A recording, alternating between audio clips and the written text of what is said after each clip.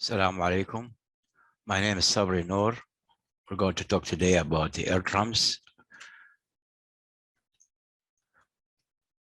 Air drums is an airfield where aircraft flight operation take place, regardless of whether it is for public or private.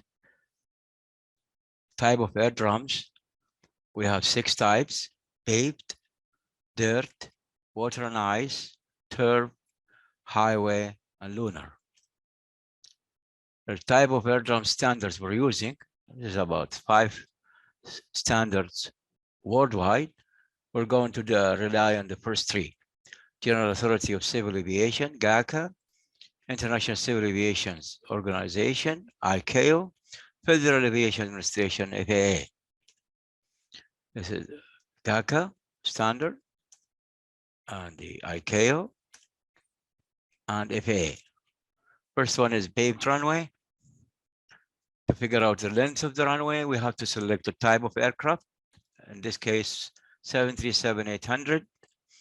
And we're looking for an asphalted runway, moderate roughness, with less than 1% slope at sea level, and the maximum temperature for our own is 49.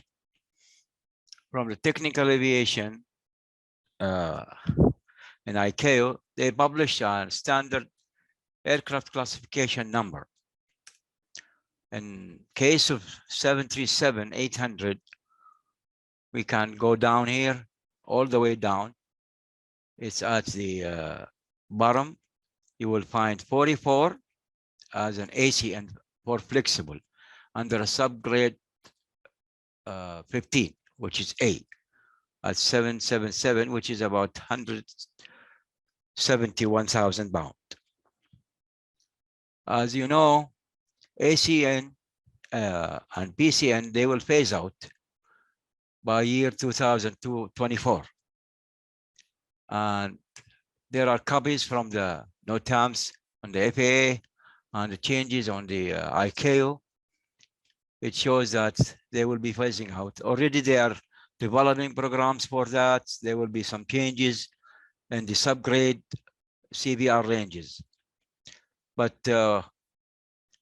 for the purpose of the presentations, we will continue as ACN, PCN.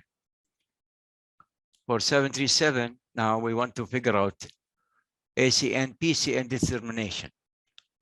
Of course, it's going to be a flexible pavement, and subgrade strength is A, CBR 15. Maximum allowable tire pressure code is W, it's no limit, and it's going to be a technical evaluation, and not by experience. For 737-800, the category C is for the speed, 121, but less than 141, and is under airplane group design 3, because we are looking at the wingspan at around 35.6 or so. So that's going to be between 24 and 36. Okay. For category C, approach and airplane design group number 3, we can find the weight, the length of the wedge length, which is 30 meters. Of course, the length of the runway, we figured out already, 2,440 meters, which is about 8,000 feet.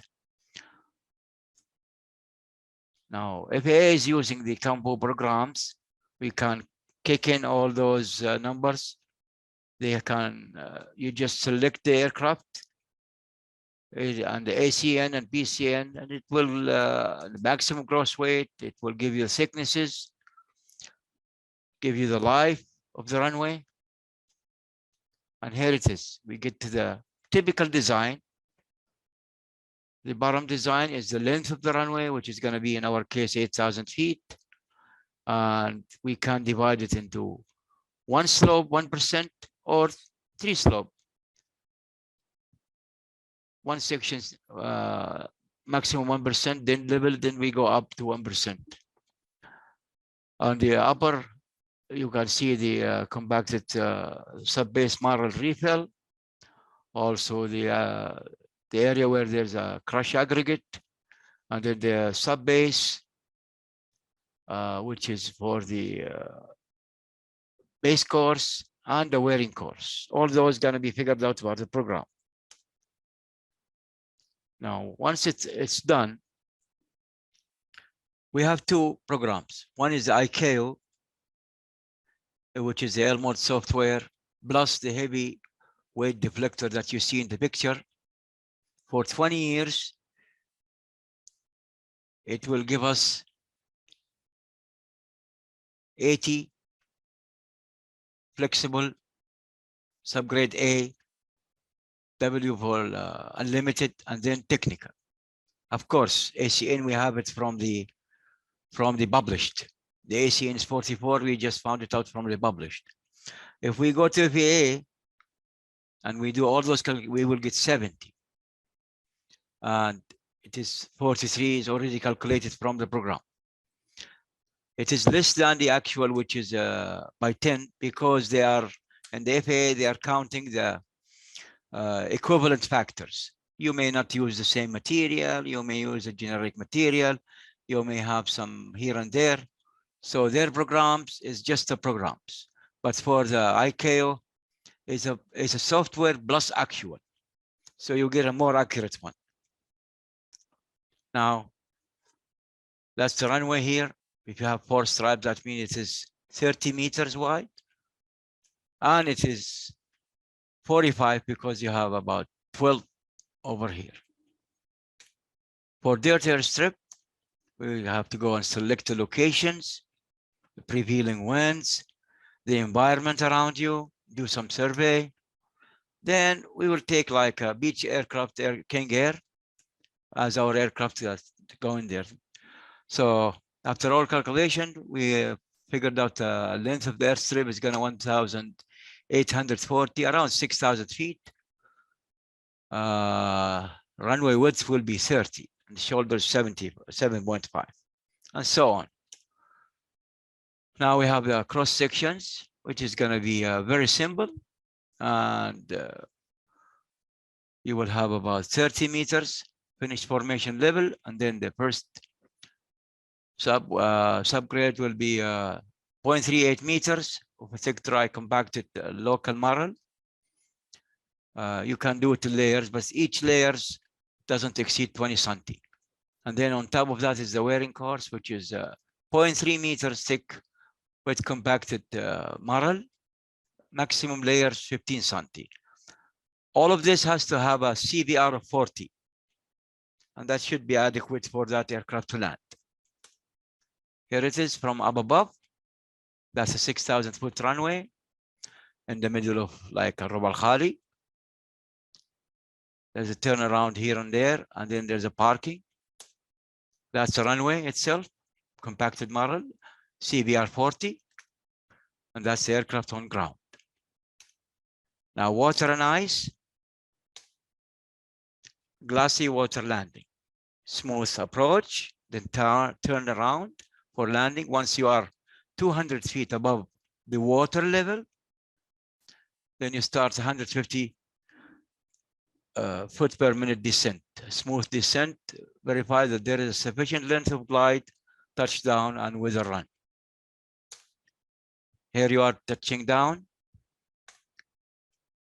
You go all the way to the airport and park. Now, we have a snow and come back to snow. The snow here, and some areas, because of the daylight, is 2 or 3 hours up north per day. They have some lights most of the time. That's a compacted snow runway. Similar idea to the dirt airstrip. You have an ice runway, that's a 15 degree below. When the aircraft landing over there, they have an add-on ice skis. Like you see at the tires, they are hooking some skis, so it slides. turf runway. We're talking about grass, as you can see, farms and all that stuff, spray. But they have to use tundra tires for that harsh environment and harsh terrain. They are so large, but it can go with a low pressure. As you can see, that's the runway. Okay, now, some area there is some like this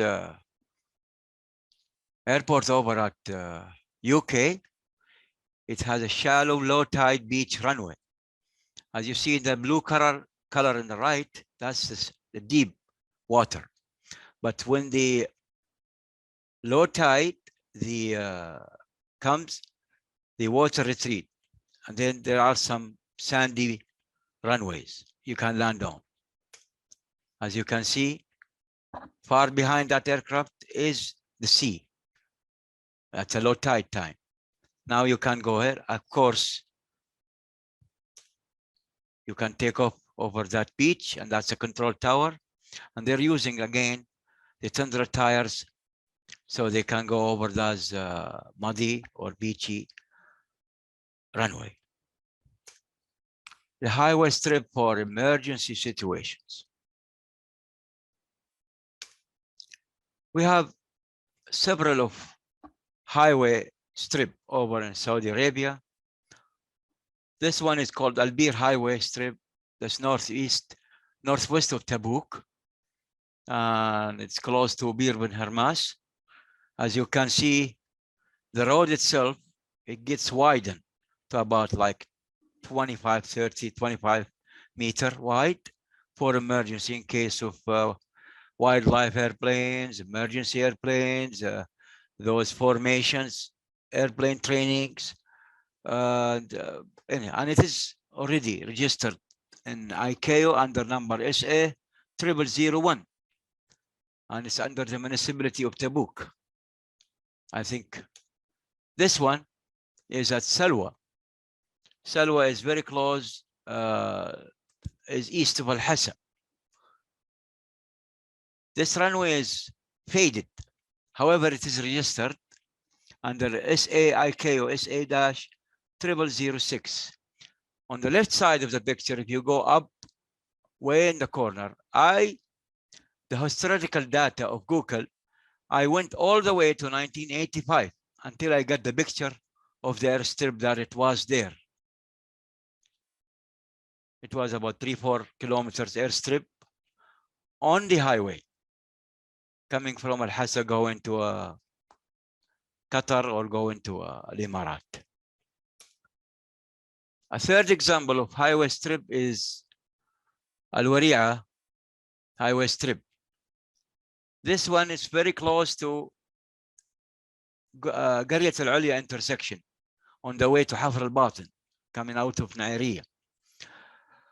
But as you can see here, already some remaining of this airstrip, but is below the asphalt area. And it is also recorded, ICAO ID SA0002. And as you can see, who's responsible for that as a municipality is Al-Ulya, because under Ministry of Road.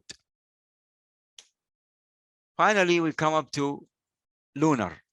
Lunar is going from here, taken up by the launching rockets, turning around the Earth, then leaving the orbit all the way to the moon.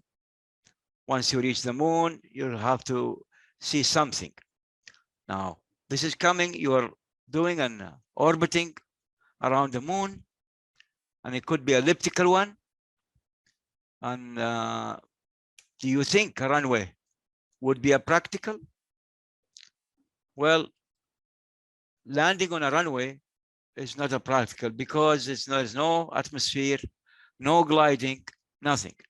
The friction between the spacecraft upon coming to land and the surface of the runway is really high because you're coming really high.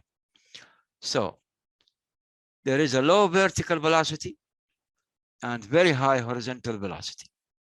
You may go up to 140, 160 kilometers per hour because there's no gravity, there's nothing. And we need to really slow that down. For the time being, it's not practical.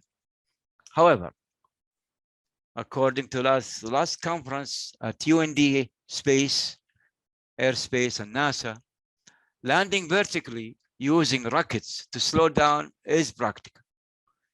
You have to use rockets to slow you down. Having a flat surface as a platform with no slope as a landing bed. And that's a picture of how it's supposed to be looking, that we got it out of that conference with no slope so it doesn't tilt. And by that, we are concluding our presentation. And thank you very much, and see you in another one.